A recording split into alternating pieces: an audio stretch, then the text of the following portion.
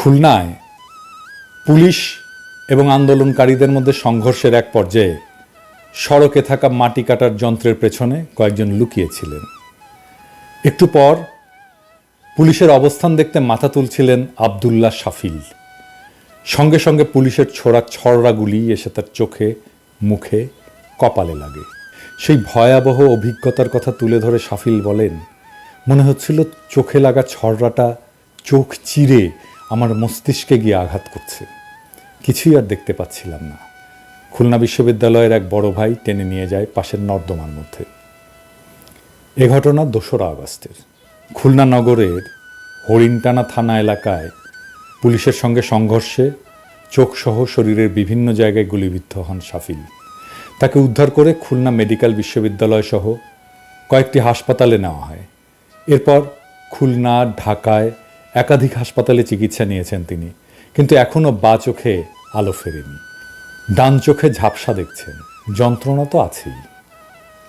তার বাবা ইউনুস আলীর মাছের ঘেরের ব্যবসা আছে, মা মাসুমা আক্তার গৃহিণী। একমাত্র সন্তানের এমন অবস্থায় তাদের চোখে ঘুম নেই। ছেলেকে নিয়ে হাসপাতালে হাসপাতালে ছুটছেন। শাফিল বলেন, সবাই একটা মুক্তি পেয়েছি, কিন্তু সেই মুক্তির স্বাদ উপভোগ করতে পারছি না। একটাই চাওয়া, দু চোখ ভরে যেন দেখতে পারি, নিজের পড়াশোনার জগতে যেন ফিরতে পারি, আর যে মানসিক ট্রমার মধ্যে সেটা থেকে যেন মুক্তি পাই। শাফিলের শরীরে এখনও 3টা গুলি আছে।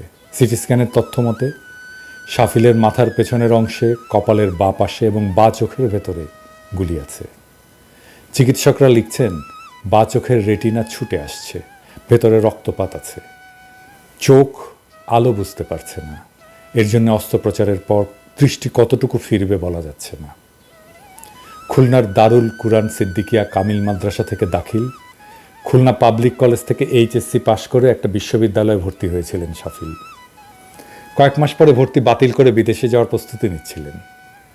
শাফিলের টেবিল জুড়ে বিজ্ঞান আর IELTS এর প্রস্তুতির বই। দেশের বাইরে গিয়ে নিউক্লিয়ার বিজ্ঞান নিয়ে পড়ার খুব ইচ্ছা ছিল তার। চোখে গুলি লাগার পর খুলনার Northern university of business and টেকনোলজিতে তড়িৎ ও ইলেকট্রনিক কৌশল বিভাগে ভর্তি হয়েছেন। শাফিল লিখেছে, for a happy nation I have lost my vision. আজ কারো সময় নেই ছেলেটার জন্য। সে জেনেছে বিদেশে গেলে চোখটা হয়তো বেঁচে যাবে। কারো সময় হয়নি ছেলেটার 50 লক্ষ থেকে 1 কোটি টাকার একটা সংস্থান করে দেওয়ার, কারোই হয়নি।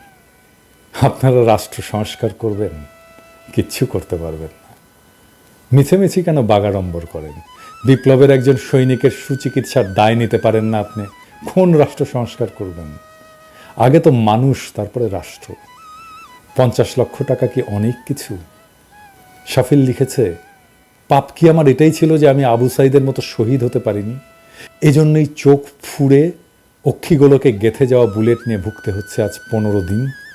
পাপ তো তাহলে ওই পিশাচের, যে আসল বুলেট না মেরে লেডের ছড়রা বুলেট মেরেছে। ব্রেন ফুটো হয়ে যেত, আর ডক্টর ইউনুস সহ সকলে আমার পরিবারের পাশে দাঁড়াতো, আর আমিও বেঁচে যেতাম এ এক চোখা পৃথিবী থেকে। প্রফেসর ইউনুস, আপনি কি শুনছেন আমাদের এই সন্তানের কথা? আপনাকে কি কেউ বলেছে মাত্র কয়েকটা টাকার জন্য ওর দৃষ্টিশক্তি অন্ধ হয়ে যাবে?